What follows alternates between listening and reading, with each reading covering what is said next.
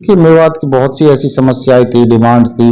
जो भारतीय जनता पार्टी की सरकार से पहले थी। सबसे पहले हमारे यहाँ आपको याद होगा, हमारे यहाँ पे 45,000 ट्रक ड्राइवर जो हमारे नौजवान साथी थे, उनके लाइसेंस को रिन्यू करने की बात थी, जो कि कांग्रेस के शासन में उस वक्त हमारे नौजवानों का रोजगार छीनने का काम किया और ऐसा कानून बनाया कि 10वीं पास बच्चा ही ड्राइविंग कर सकेगा, उसके लाइसेंस रिन्यू हो पाएंगे। लेकिन मैं भारतीय जनता पार्टी के नेतृत्व का और उस वक्त के मुख्यमंत्री मनोहर लाल जी का मैं धन्यवाद करता हूं कि उन्होंने 45,000 खासकर मेवात के बच्चों को ध्यान में रखते हुए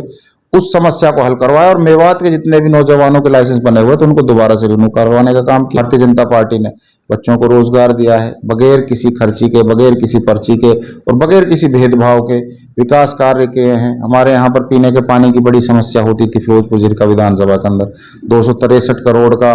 मनोहर लाल जी खट्टर जी ने उसको मंजूर करवाया और महू के पहाड़ के ऊपर उसका एक बहुत बड़ा प्रोजेक्ट लगाया, जो कि हमारे फिरोजपुर जिला विधानसभा के गांव में पीने के पानी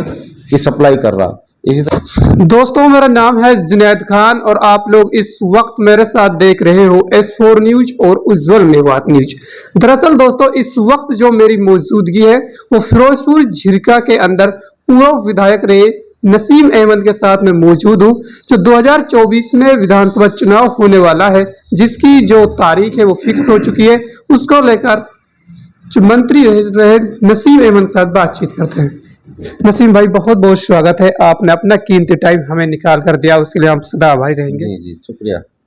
जैसा कि 2024 में विधानसभा चुनाव होने वाला है, जिसकी कल जो चुनाव आयोग है उसने उसकी जो डेट है वो भी फाइनल कर दी। आप फिरोजपुर झिरका से चुनाव लड़ेंगे, जो पिछले 5 साल में बीजेपी पार्टी से जुड़े रहे हो, कैसा काम हमारे विधानसभा में और हमारे हरियाणा प्रदेश में हुआ है? देखिए, सबसे पहले तो मैं आपके चैनल के माध्यम से मैं चुनाव आयोग का शुक्रिया अदा करना चाहता हूं कि उन्होंने जो प्रदेश में 1 अक्टूबर के लिए चुनाव की घोषणा करी है। और जहां तक हमारे चुनाव की बात है, हमारे पार्टी के कार्यकर्ता और हम पूरी तरीके से चुनाव के लिए तैयार हैं और लोग मन बना करके बैठे हैं कि जो यहाँ से जो पहले जो विधायक बने हुए हैं उनको बदलना है और लोगों में बहुत उत्साह है। भारतीय जनता पार्टी के विकास कार्य, हमने जो अपने क्षेत्र के लिए विकास की जो डिमांड्स रखी उनको पूरा करवाने में जो सरकार ने हमारा सहयोग किया है, उसके हिसाब से आज लगता है कि मेवात के अंदर और खासकर फिरोजपुर जिला के अंदर पूरी तरीके से बदलाव होगा और तीसरी बार भारतीय जनता पार्टी की सरकार बनेगी और इस बार फिरोजपुर जिला से भी ऊपर वाला चाहे तो हमारी जीत होगी। नसीम भाई, बार बार एक रोड है, इसको लेकर कांग्रेस सरकार बीजेपी सरकार, हालांकि कांग्रेस में तो काम नहीं हुआ हमें पता है, लेकिन बीजेपी सरकार ने जो इसका बजट है रोड में वो तैयार कर दिया। कब से कब तक ये रोड बन जाए, जो खास मांगे मेवातियों की? देखिए, मेवात की बहुत सी ऐसी समस्याएं थी, डिमांड्स थी,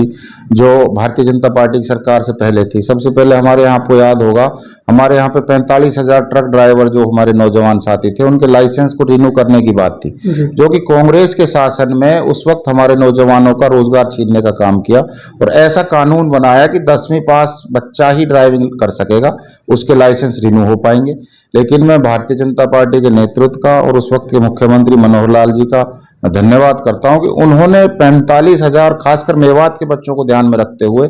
उस समस्या को हल करवाया और मेवात के जितने भी नौजवानों के लाइसेंस बने हुए थे उनको दोबारा से रिन्यू करवाने का काम किया। और जहां तक इस रोड की और यूनिवर्सिटी की और जो समस्याएं हमारी हैं, उनकी हमारी डिमांड बराबर सरकार से है और बहुत जल्दी ये रोड भी बनने वाला है और आगे जो विकास कार्य वो भी होंगे। लेकिन मेवात में जिस तरीके से भारतीय जनता पार्टी ने बच्चों को रोजगार दिया है, बगैर किसी खर्ची के, बगैर किसी पर्ची के और बगैर किसी भेदभाव के विकास कार्य किए हैं। हमारे यहाँ पर पीने के पानी की बड़ी समस्या होती थी फिरोजपुर जिला विधानसभा के अंदर। 263 करोड़ का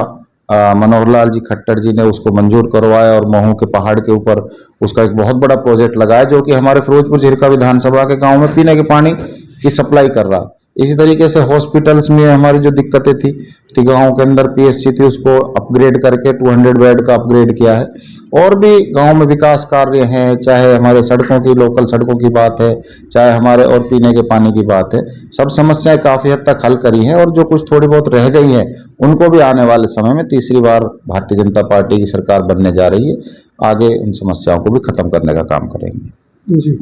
जैसा कि लगभग 1-1.5 महीने बाद चुनाव होगा, पिछली बार लगभग 40 सीटें बीजेपी पार्टी जीत गई थी, अब की बार कितनी सीट बीजेपी पार्टी निकाल पाएगी या बहुमत के साथ सरकार बना पाएगी? क्या देख रहे हो हरियाणा की राजनीति को? देखिए, सबसे पहले तो मैं आपके चैनल के माध्यम से एक बात जरूर कहना चाहूंगा कि इस बार मेवात में पूरी तरीके से बदलाव होगा और भारतीय जनता पार्टी के यहाँ से जीत होगी। और जिस तरीके से फिरोजपुर झिरका के अंदर जो यहाँ के विधायक ने